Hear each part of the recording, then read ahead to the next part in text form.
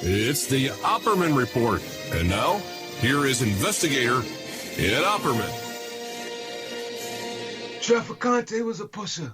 He could have never outfought the Kennedy brothers. But to this day, I never knew it was the CIA all along. Welcome to the very first episode of Conspiracy Theater, a show in which we take popular movies and TV shows from pop culture and give you the real stories that involve conspiracies, many times involving our own government, that kind of created the histories that inspired these movies. So our first show, we're going to do The Godfather Saga, which is 1 and 2.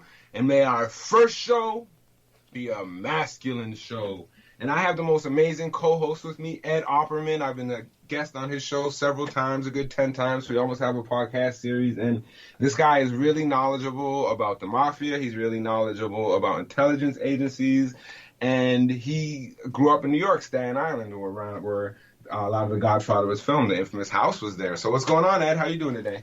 I'm very good. Casey Gane Magella. Thank you so much for having me on your new podcast, show, Conspiracy Theater. I'm really excited about it. I feel like we definitely talked about a lot of really deep things, and sometimes I feel like we're kind of preaching to the choir with the conspiracy stuff and the conspiracy buff, so I feel add a little spoonful of sugar, some entertainment, some classic movies that everyone likes, and maybe now they take the spoonful of sugar and that will be the medicine of the real conspiracies that are really happening, that aren't theories, that are actually history, and that certain propagandists try and downplay by calling them conspiracy theories. So we're starting with The Godfather, the whole saga. That means 1 and 2. I'm a huge Godfather fan. I read the book several times. I watched 1 and 2 several times, and then I've also watched The Godfather Saga, which is the Godfather chronological, starting off with Vito and ending off with Michael after he kills Hyman Roth and he kills Fredo. I watched the director's commentary, so I'm a huge Godfather fan, and so it's a great set of movies to start conspiracy theater with, because I feel like this show is going to focus on the connections between intelligence agencies and organized crime. Godfather 1 and 2, The Godfather Saga, does a great job of telling the history of organized crime, specifically the Italian Mafia, between 1909 and 1960. But we're going to start in the middle in 1941, which is the end of Godfather 2, but is really before Godfather 1, and is in the middle of Godfather 1 and 2 in the Godfather Saga. So we start off 1941, the Japanese bomb Pearl Harbor. There is a surprise birthday party dinner waiting for Don Vito Corleone. All his children are there. Carlo Rizzi's there, who will later marry his daughter. And in this, Sonny is talking about how the uses of racial epithets for Japanese people, how they bombed Pearl Harbor, but how all these Americans who signed up, 30,000 American people who signed up to join the military, were saps because they were fighting for their country and not their family. So we're going to start right there, because this is also where the nexus of the American Mafia and American intelligence agency started, was World War II. And a lot of people in the Italian Mafia did fight in their own way in World War II. And this is Operation Underworld. Are you familiar with Operation Underworld, Ed? No, I am not. I've never heard of it before. You never heard of Operation not that expression. Was when the Office of Naval Intelligence and also the Office of Strategic Services, the OSS, they decided to work with these mob members initially to protect the docks. So they were worried that the New York docks would be sabotaged. They were worried that German spies would come in through the docks.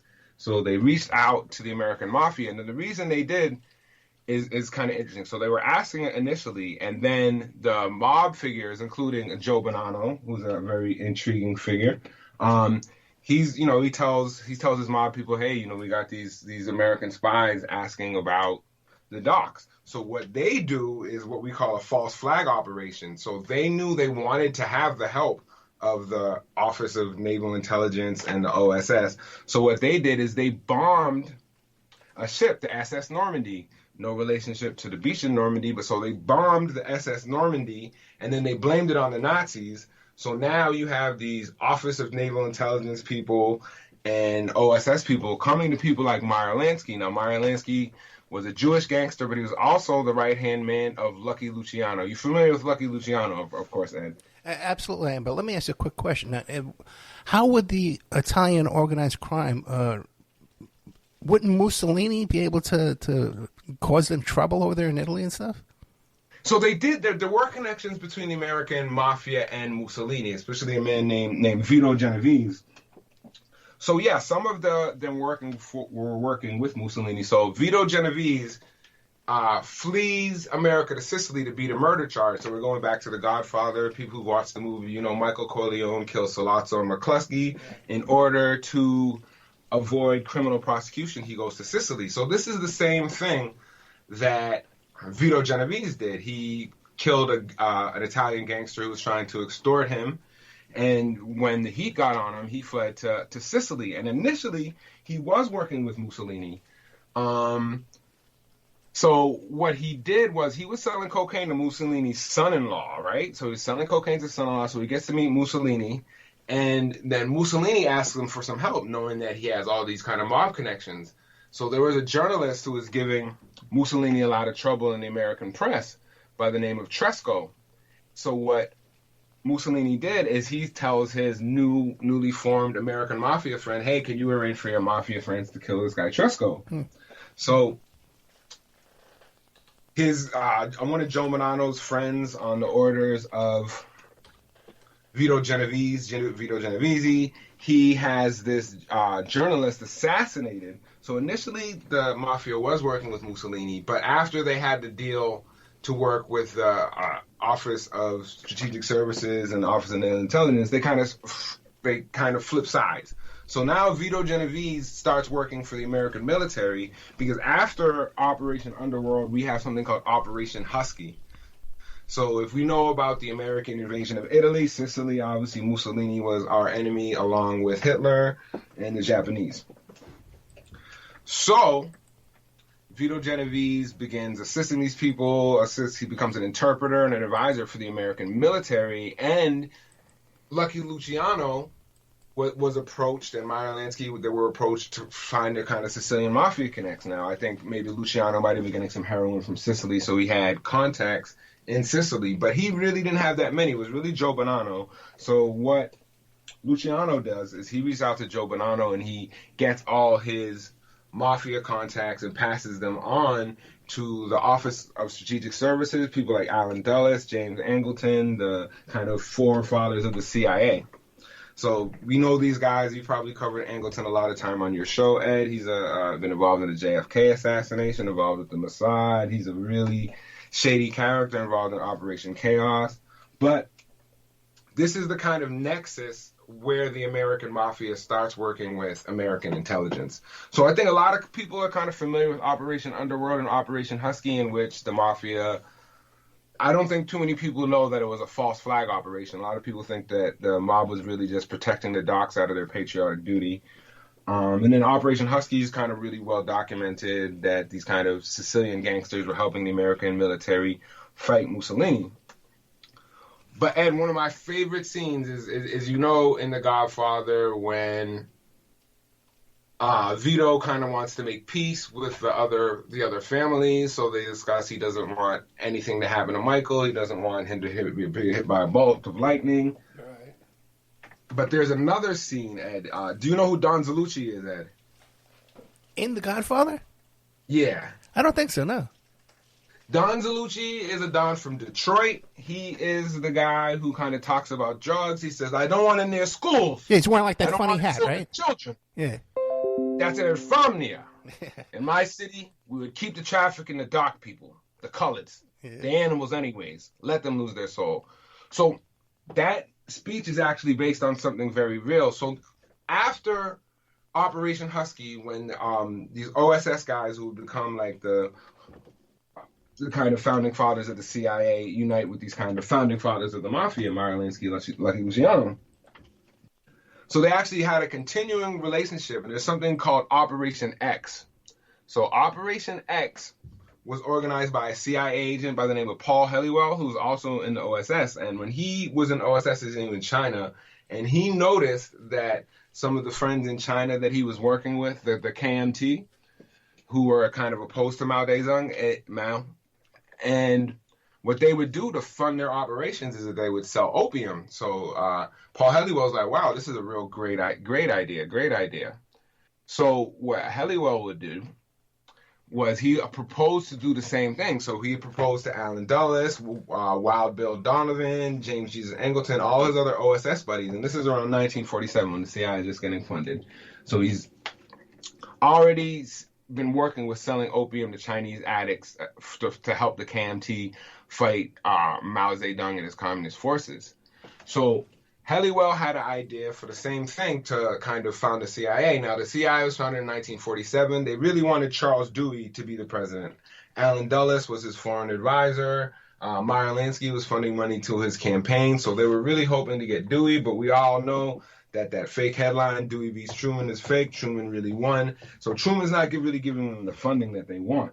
So they need funds to have these kind of off-the-books kind of forces in Europe to fight against the communist forces in Italy and France, etc. So he comes up with a plan, and he sees that, that these Harlem jazz clubs, some of these people are using heroin. So he's like, we sell this heroin out of these Harlem jazz clubs, and we use it to fund our CIA wars. So he brings this plan to Meyer Lansky and Lucky Luciano. Lucky Luciano was actually deported, so he was freed because of his help in Operation Underworld. But he goes off to Italy, almost like Michael Corleone did. And then in 1946, we have the Havana Conference. Now, you've seen Godfather 2 when they're on Cuba, right, Ed? Yeah, I did. But, I wanted to add, it's because we had you on my show, talking about how Iran-Contra cocaine was being sold through John Gotti in New York. He was controlling that cocaine. So it seems like they've never stopped. Yeah. And you look at these kind of same plans and that they just keep on recycling these same kind of formulas and strategies. If you look at the 60s, late 60s, early 70s during the Vietnam War, when they were poisoning black neighborhoods with heroin, kind of just like after World War II. And this was, again, to fund these anti-communist forces in Laos and Burma. And then years later, we have Iran-Contra, and you have crack cocaine hitting the black community. So this is the kind of very start of the CIA. This is the very start of their plan. They work with organized crime to sell drugs to black people, and we've seen this happen again and again in the 60s and 70s of heroin, and then in the 80s during the crack era. So they proposed this to Meyer Lansky and Lucky Luciano. Lucky Luciano is deported to Italy, but he makes his way to Cuba for the Havana Conference in 1946. So this is where Godfather 1 and 2 kind of mix, because obviously they have a Havana Conference in Godfather 2, but that was in 1959. But they also had the meeting where the mafia discusses drugs.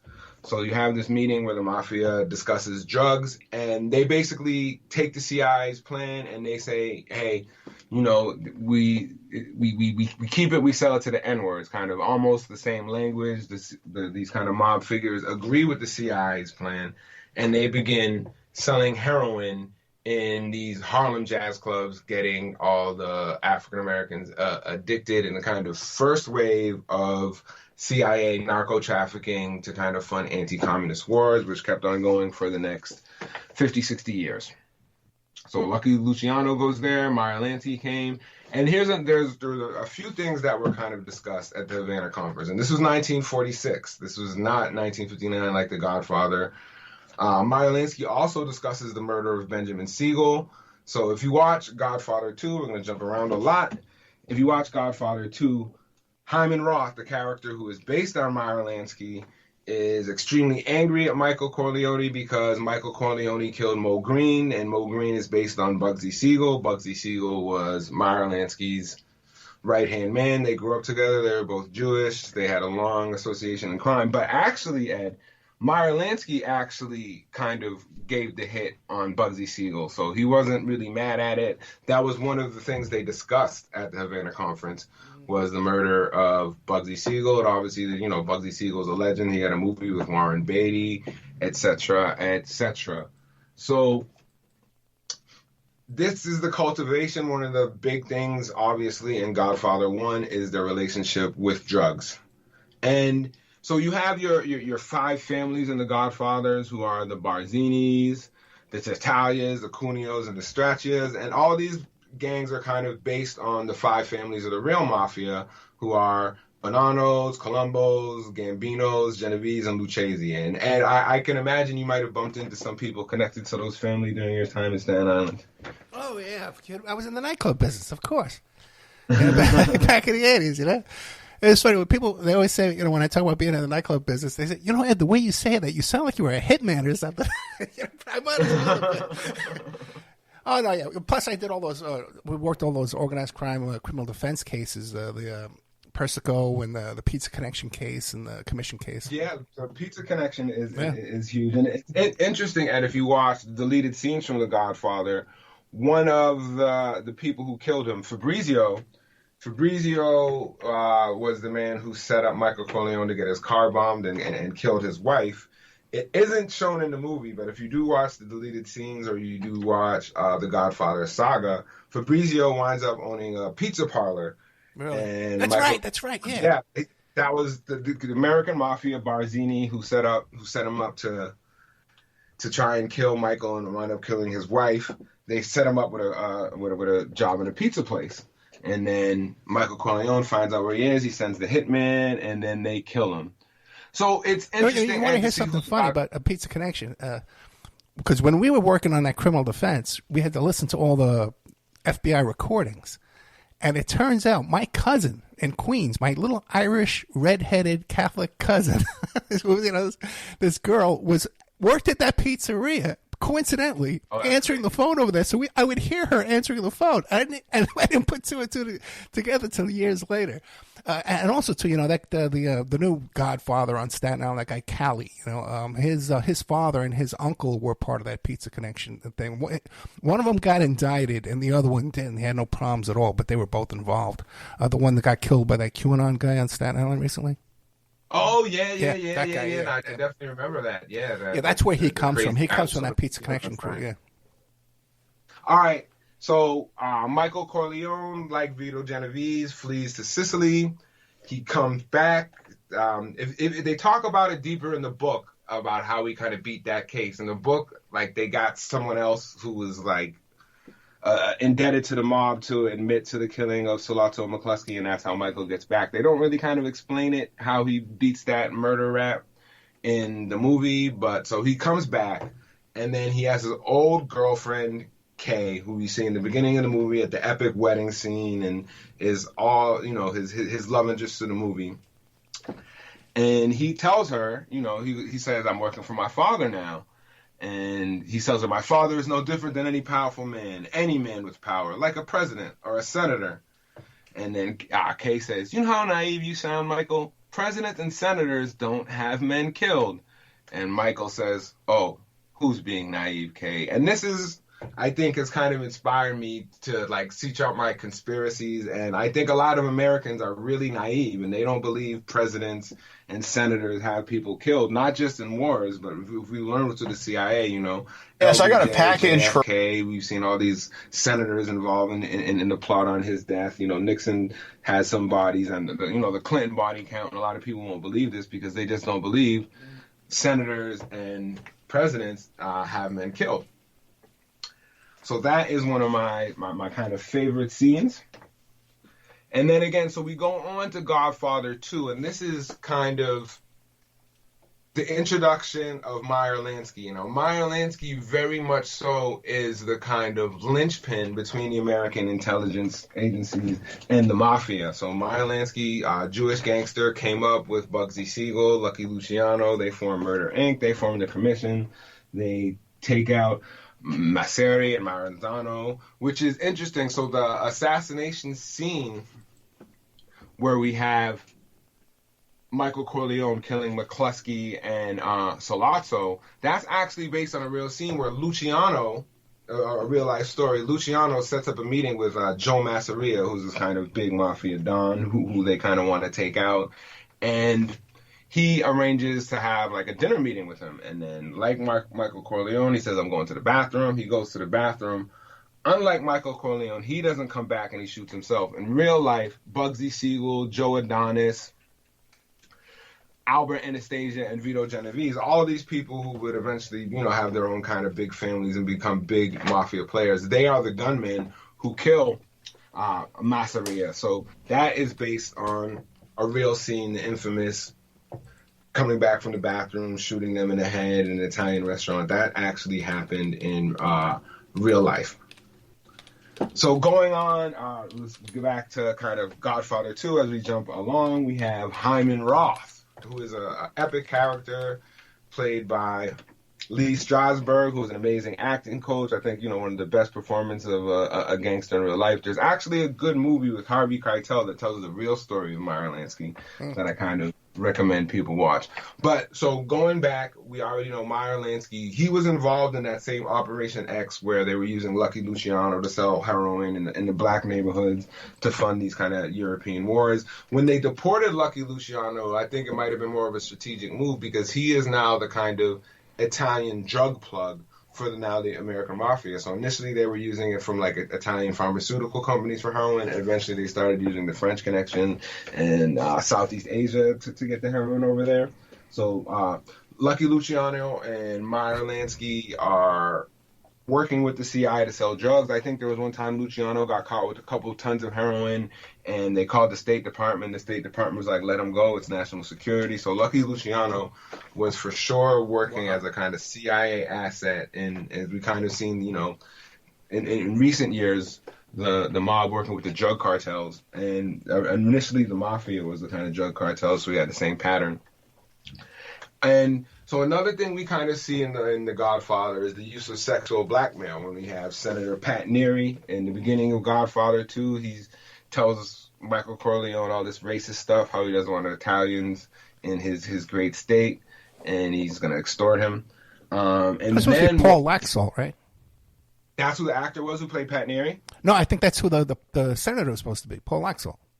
I thought it was Smathers. I thought it was George Smathers. Well, I don't know. George Smathers was the kind of he was connected with B.B. Rebozo and Nixon. Only reason I'm thinking Smathers was from Florida, so very much could have been the I know Ed, and this is another great reason to have Ed on the show. Is Ed lived in Nevada and Las Vegas for a long time. Obviously, The Godfather has some great scenes in Las Vegas with Mo Green, and then you have Hyman Roth's great speech where he talks about this man was Mo Green and how he built a city off a truck stop for GIs, and he doesn't know who gave the order, but he knew it was about business. But yeah, so Las Vegas plays a big part in Meyer Lansky's career and also in the Godfather. So I interviewed Frank Collada, who was the hitman in a casino. Okay. And did you know, like, when you see that guy, he goes and he shoots Alan King by the car with a silencer. Yeah. And then he goes to that place in Costa Rica, wherever it was, into that mansion. He goes in there. The actor that does that is the real life Frank Collada. Who was in there with the aunt Spilotro. They were best friends and stuff like that. And they both had the same attorney, Oscar Goodman. And then Collada made a deal, man, and he walked away from all this. Everybody else got killed and went to prison. Collada walked away, man, and untouched, and still walking around all those years later, untouched. And everyone I talked to that week, I would say to them, because at my daughter's basketball game and stuff like that, I said, "Oh, you never believe it. I just interviewed Frank Collada." Oh, I know Frank Collada. Like, this guy knew everyone in Vegas when he was like 90 years old still.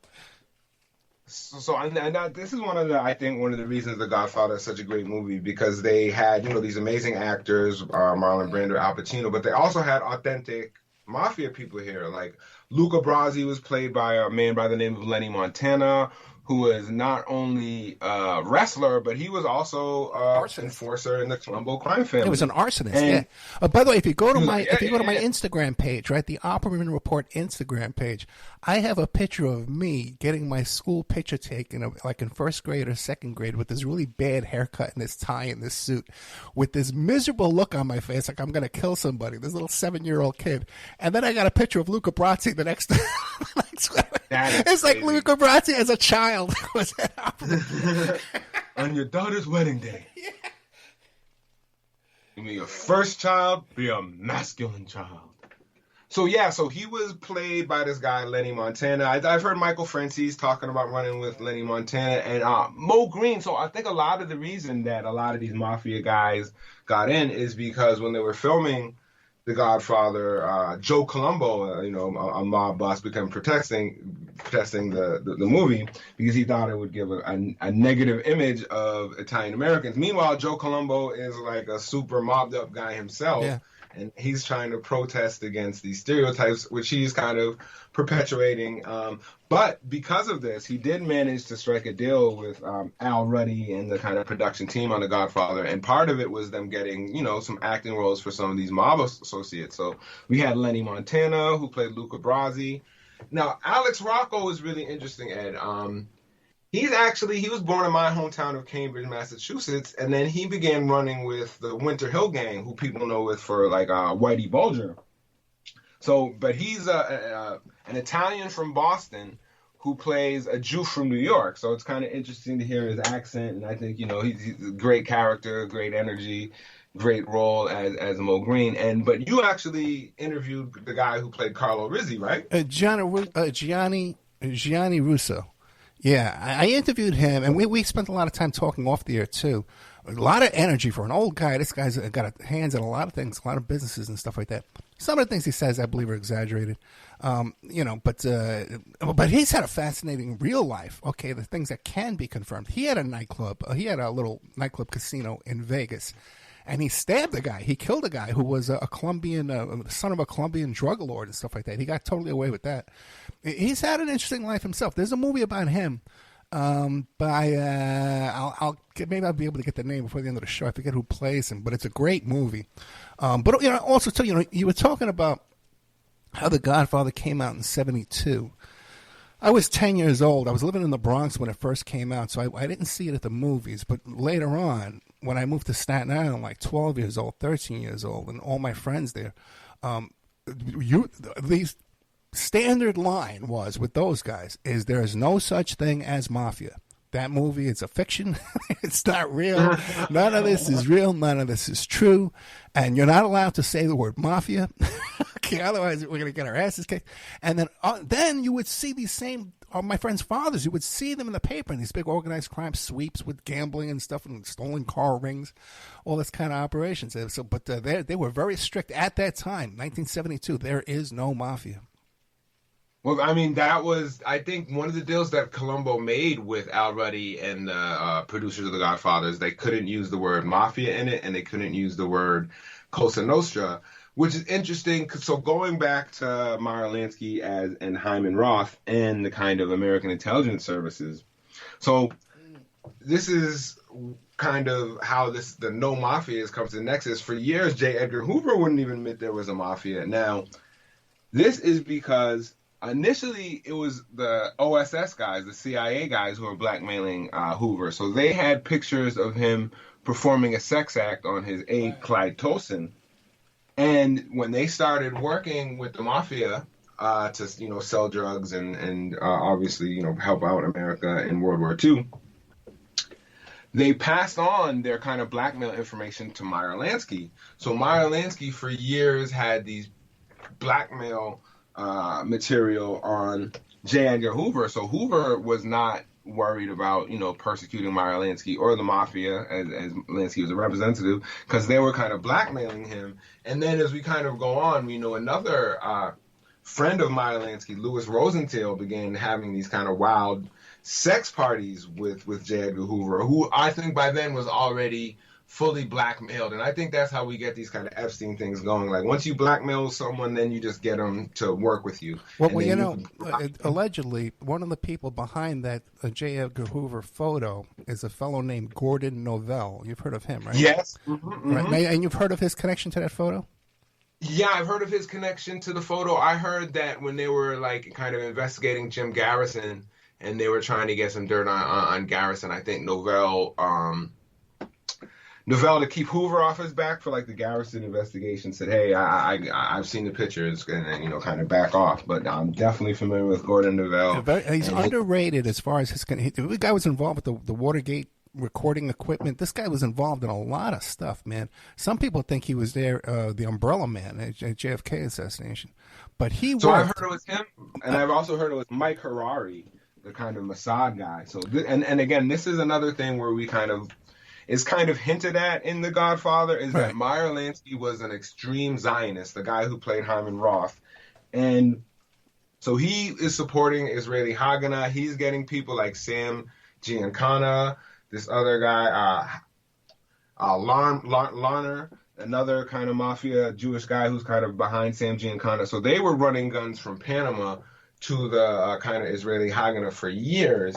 And now here's another interesting thing, Ed, that I recently found out is that Meyer Lansky was working with James Jesus Angleton when they were running their kind of heroin trafficking scheme, because back at this time, Angleton was the liaison to Italy and Rome and the Vatican. And this is when Lucky Luciano was trafficking his heroin from Italy, and they were also using the kind of Vatican bank to launder money. So initially, Angleton was like a rabid anti-Semite, man. He has a lot of anti-Semitic quotes under his belt. He had a lot of anti-Semitic associates. What happens is that during World War II, James Jesus Angleton, Alan Dulles, Donovan, they had a Nazi grant line, and they were using the Vatican to kind of ship these Nazi war criminals to South America, and they were also taking Nazi gold, all sorts of stuff. Some of the initial Zionist forces who would become the Mossad, they find out that James Angleton, Alan Dulles, etc., are were working with and protecting the Nazis, and they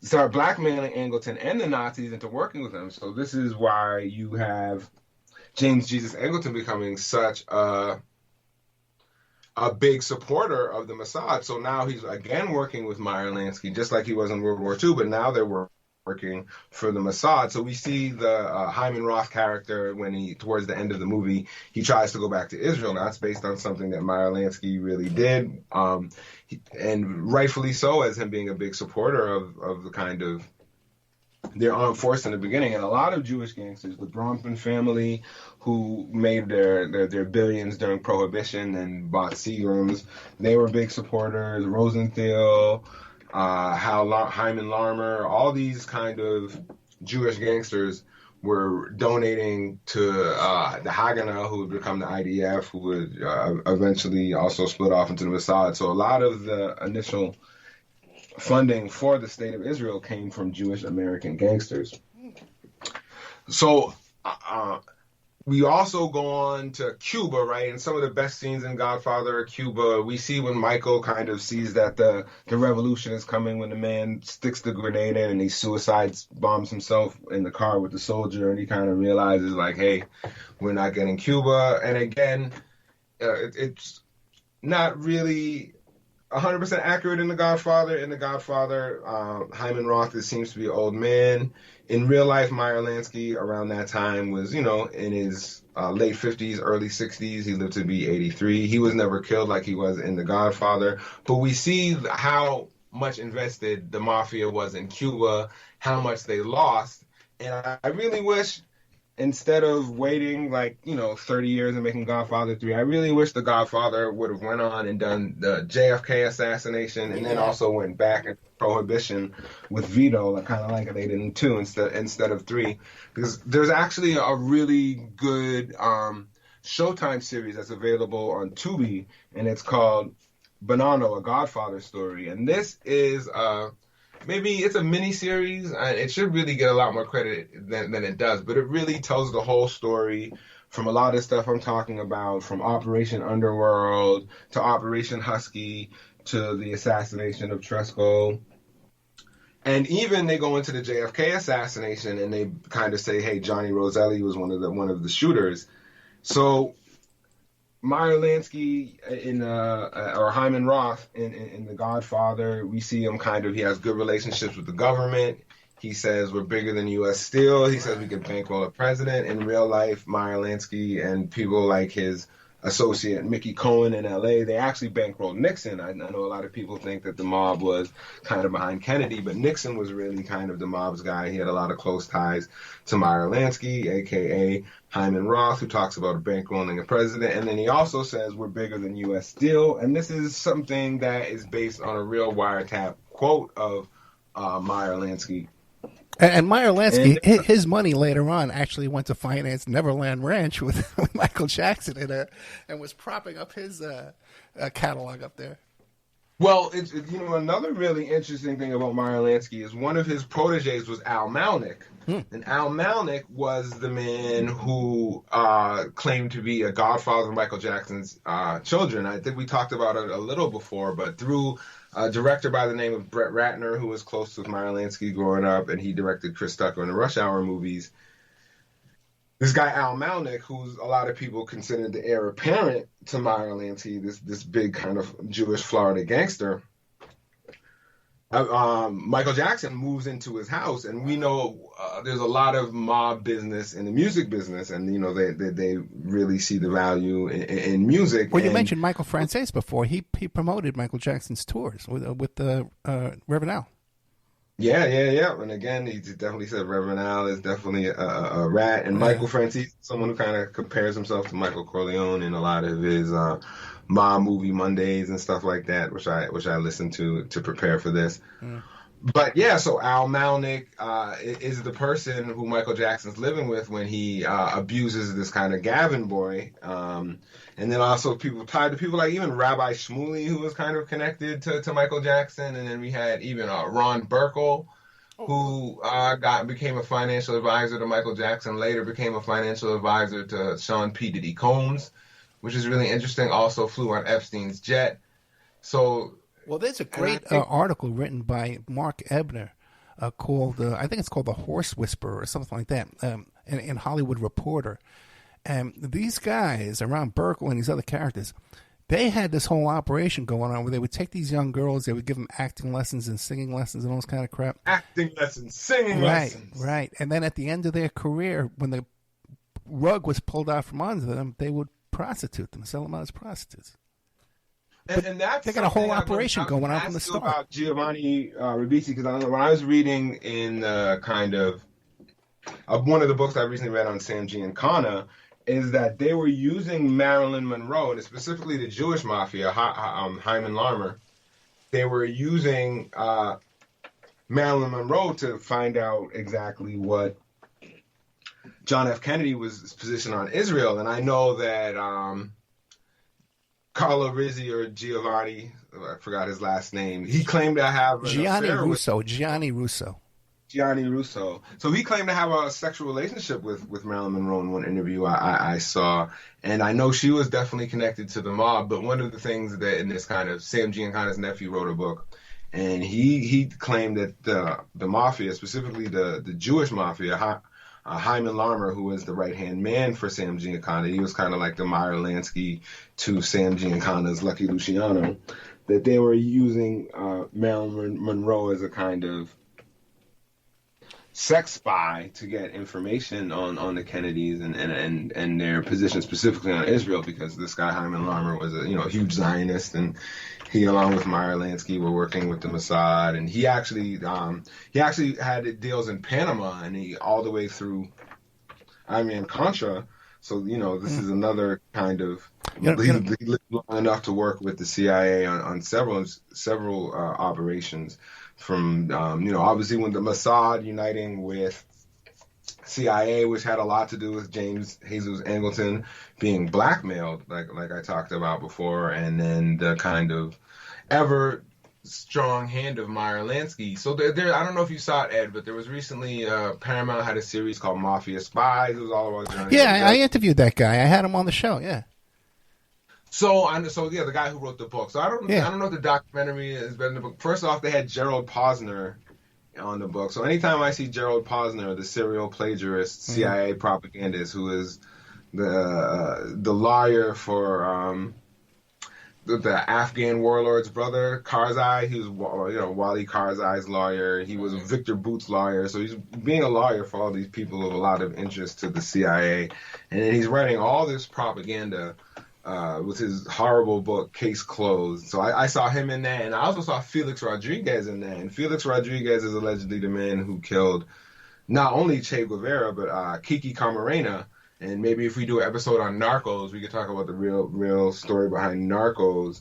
But yeah, so and I think that's what they kind of want to tell the story of, that, it was just a kind of random occurrence. Howard Hughes reached out to Robert Mayhew, who reached out to Johnny Roselli, and it's not like they didn't. They had a relationship. Like Meyer Lansky had a relationship with Allen Dulles, and Meyer Lansky's kind of like the top of the food chain. If you look at all the kind of mob figures who are connected to the JFK assassination, Santo Trafficante signed gave a blood oath to Meyer Lansky, similar to the mafia oath, but to Meyer Lansky's syndicate. And this is how they kind of got him to kill Anastasia, because I think Anastasia was making a move on his kind of Cuban casinos. So Santo Trafficante was Meyer Lansky lackey. Meyer Lansky put Carlos Marcello in the kind of New Orleans slot machine business, along with Frank Costello, who worked very closely with Meyer Lansky. Obviously, Jack Ruby worked with Santo Trafficante. He was another Jewish gangster who had a relationship with this guy, Louis McWillie, who worked in one of the casinos that Meyer Lansky owned. So when you read a lot of books about the mafia and the CIA, Meyer Lansky is rarely mentioned. But if you were to approach this like a RICO case, and this is why it's really funny to me when the government calls people conspiracy theorists, because that is, kind of what the mafia is about. People conspire, right? Senators and businessmen conspire just like mafia dons conspire. They have people killed just like mafia dons conspired, and naive people. That's what we always said, man. When people give me a hard time about conspiracies, I was well, okay, great. I got a bunch of ex-clients that are in prison right now. Rudy Giuliani put them in there for conspiracy, so we can let them go. By the way, so you don't call the government conspiracy theorists when they charge mafia with conspiring, because they do conspire. But I think again, it's the kind of people have this pristine, naive, gullible view of politicians as being good, honest people, which is not true.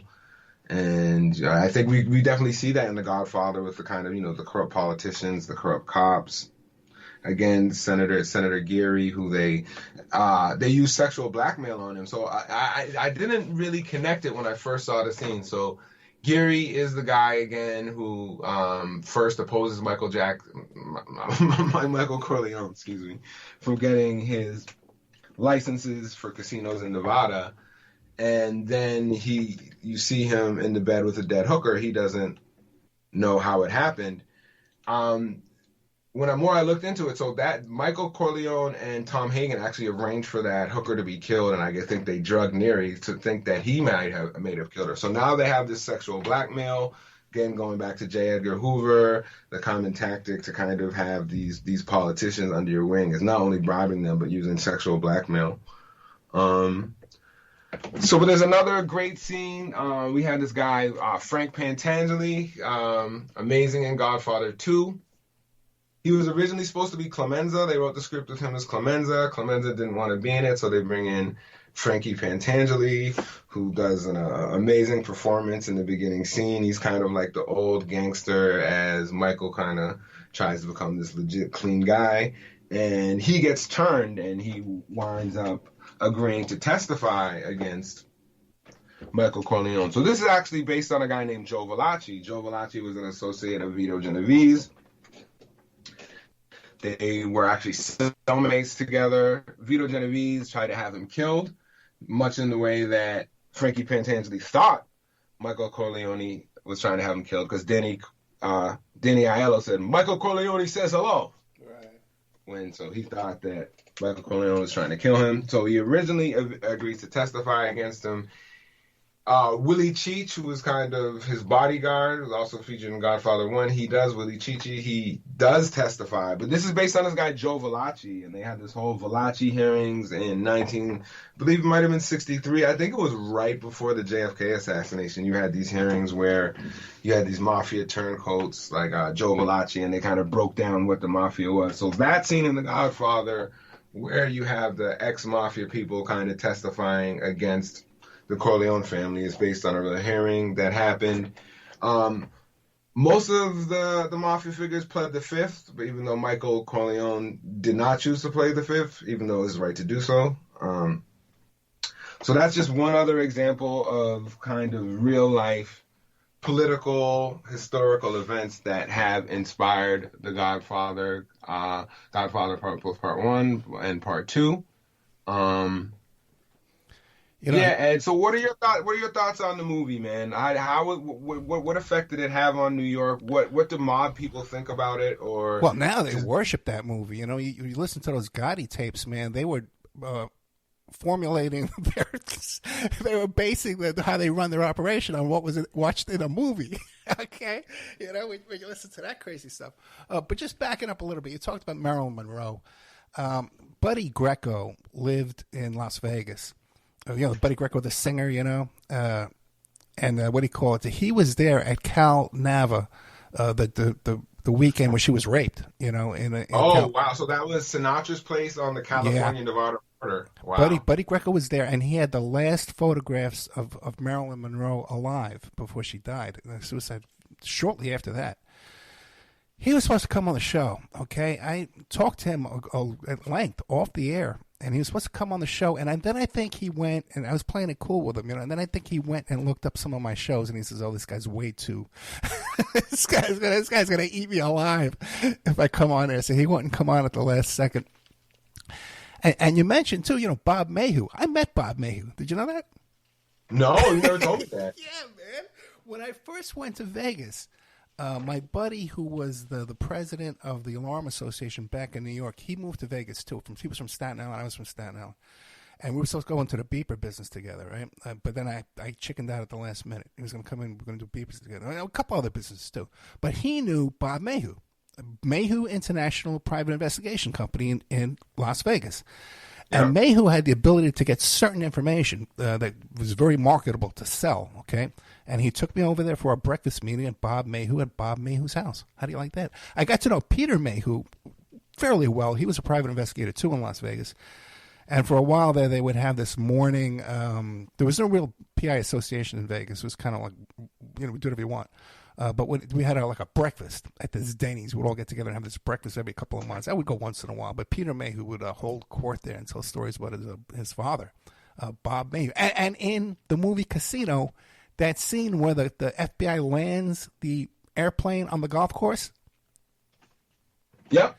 That's either Bob Mayhew's house or the house right next door to him. Because he's intimately involved in that scene, Bob Mayhew's house. All right, so another, I think, very powerful quote from The Godfather that I think also relates to people who, study conspiracies and government conspiracies is they're discussing how to kill Hyman Roth. Tom Hagen says it would be like trying to kill the president. There's no way we can get to him. And then Mike says, Tom, you surprised me. If anything in this life is certain, if history has taught us anything, is that you can kill anybody. And this is kind of, to me, almost a precursor to the JFK assassination. Yeah. If you watch the scene where Al Neri kills Hyman Roth, it looks very much like when Jack Ruby shot Oswald. He's giving a press conference. This guy comes up in a kind of, mobbed up suit and tie and shoots him in the gut. So that's a kind of thing, like, obviously you can kill the president if you work hard, if you have some CIA friends, you can make these kind of attempts. And again, I really wish that, again, I'd recommend a lot of people watch the Bonanno Godfather story, because it really goes over everything, and it's not as well acted. Even though it is, it's good acting, but it's hard to compete with a movie like The Godfather in terms of great music, storyline, charisma. But it's a very historically accurate tale of the history of the mafia. It's on Tubi. We need sponsorships. Hopefully it gets paid off the show. So Tubi, if you want to sponsor us, we will talk about movies that are on Tubi. So anything else about The Godfather you might know? Any little inside information you have, Ed? The only other thing I hear in my notes as you were talking was Gordon Novell. Back to Gordon Novell for a minute. Because later on, you talk about blackmail and his blackmail material. Because later on, he went to work for Larry Flint. He was part of that. Yeah, he was part of that mix with those Flint, with all those bodyguards and hitmen and all those characters. And with Bill Menser. And I just recently interviewed Captain Pink, who was Graham. I forget his first name. His last name is Graham. I forget his first name. I did 3 hours with this guy. Wow. He took over. He kicked all those guys out. And he took over the Flint security when Flint was so bad on drugs and stuff like that. And when they kicked out Bill Menser and those guys, they came back with guns, trying to retrieve stuff that was in Flint's safe, blackmail material that was in Flint's safe. Oh, and you know who else worked for Flint? Nobody knows this. Ted Gunderson. Ted Gunderson was working for Flint. He was consulting with him, and then reporting back to the FBI. Ted Gunderson has done some really good interviews with Chip Tatum, where they kind of expose a lot of the kind of Iran-Contra stuff going on in MENA, Barry Seal, and he actually verifies a lot of the stuff that Terry Reid said in his book Compromise. So there's a movie, American Made, and hopefully we can do an episode on that, even though this movie is nowhere as close to as good as The Godfather, and it doesn't really tell the real history. We could talk about that movie and tell the real history of MENA and the real history of Barry Seal. And if we can continue doing this, it will be a kind of chronological affair. You might need to jump around, because a lot of these stories about organized crime, whether they be Narcos or Snowfall or the French Connection, there is a CIA conspiracy behind them, especially, movies like Blow, or any movie about Pablo Escobar, or movies like Paid in Full that talk about the crack era.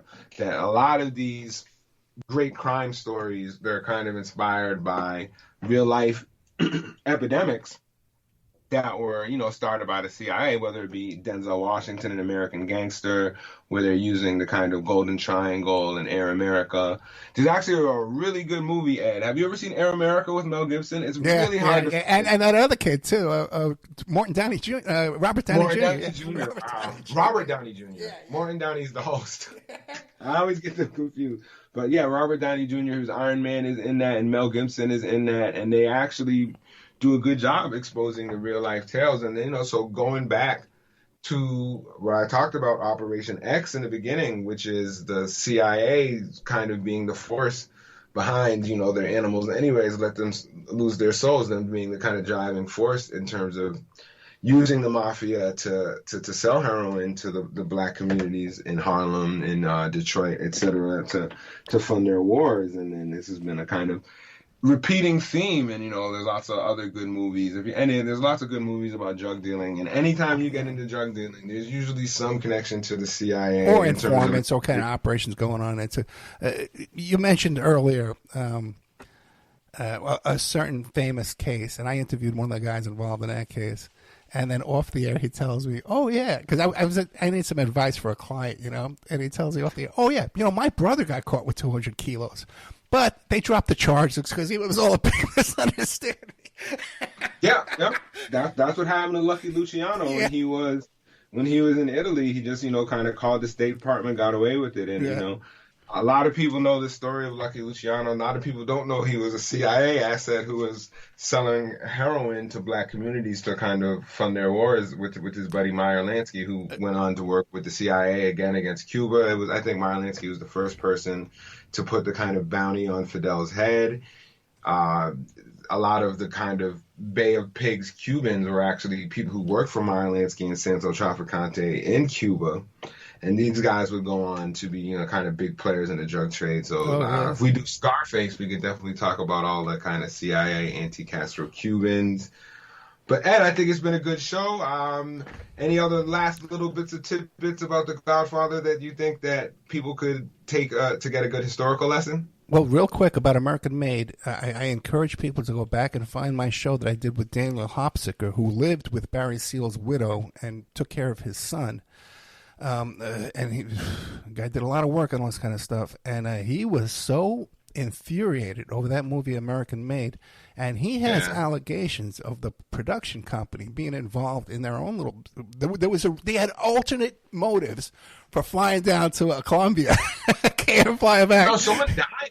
Someone died in a plane crash in Colombia while they were filming American Made, and that that is like so CIA, like user, and we've seen it with Argo, that the CIA will make fake movies in order to conduct their intelligence operations, and obviously the media, and this is, I think, one of the reasons, people really think that, the CIA is good and senators and presidents are good is because of the kind of propaganda that the CIA has on the media, not only through Operation Mockingbird, through the news, but also through all these TV shows and movies that glamorize CIA agents or kind of ignore their kind of evil deeds that they do. And hopefully we continue to go on and we'll kind of highlight the real stories behind a lot of the propaganda stories. And I'm not saying The Godfather isn't a propaganda story. It doesn't necessarily have to tell the story of the CIA, but I think that, putting the CIA's relationship with the mob really puts a lot of things in context, especially when we look at the drugs epidemics. I know Italian people and mob people have had a bad rap for being racist because of that line, like let them lose their souls, they're animals anyways. But that comes from the CIA, and I think that in general, I think it's really easy to demonize organized crime groups like the Italian mafia or the Mexican cartels, but I really think it's important to put in perspective the kind of real rich power forces behind these kind of drug epidemics aren't necessarily the Italian mafia or the Mexican cartels or the Jamaican shower posse or MS-13 or whoever. It's really these kind of big political forces who, not just the CIA, but the kind of presidents and senators who kill people too, who run them. And that's what we're going to try and do on Conspiracy Theater. So hopefully this was a good first episode. I learned a lot from Ed. Again, I think like if you love The Godfather, you could watch it. You can have some of the historical context, learning about people like the real Hyman Roth, Meyer Lansky, and his ties to intelligence, the real role of the CIA working with the mob in terms of selling drugs. That was a kind of big theme in Godfather 1. You had the old mustache Pete's who thought drugs was a kind of disgrace, and then these kind of new young hotheads like Sonny who wanted to, make the money off these drugs. And the real transition that happened that really gave the mob to push to cause all these kind of great epidemics was the CIA. And again, the relationship with Meyer Lansky. And really wish The Godfather would have done a movie on the JFK assassination and the mob's role there, which is interesting though, Ed, because none of the real 5 families were involved in the JFK assassination. It was all, you don't see the Bonanos, Genovese, or Gambinos. You never hear their name came up, but it's all these mobsters from other cities who are kind of part of Meyer Lansky's crime syndicate, the Sam Giancondas in Chicago, Carlos Marcello in New Orleans, Santo Trafficante in Tampa Bay in Florida. So we'd love to see that, man. If anyone out there at Paramount wants me to write Godfather 2.5 and talk about the JFK assassination and maybe go back and talk about Prohibition with Vito and maybe he can meet Joe Kennedy and then you could have his son come up in Godfather 2.5. But yeah, no, great first show. Hopefully we can do some more. Definitely, if you're hearing this, support it. Donate some money. And how can people donate to Casey Gane Miguel? Do you have like a PayPal or a GoFundMe? I do. I have my PayPal is caseygane@gmail.com, and my Cash App is Casey Gane. And you could also email me at caseygane@gmail.com if you want to get my Venmo or my Zelle.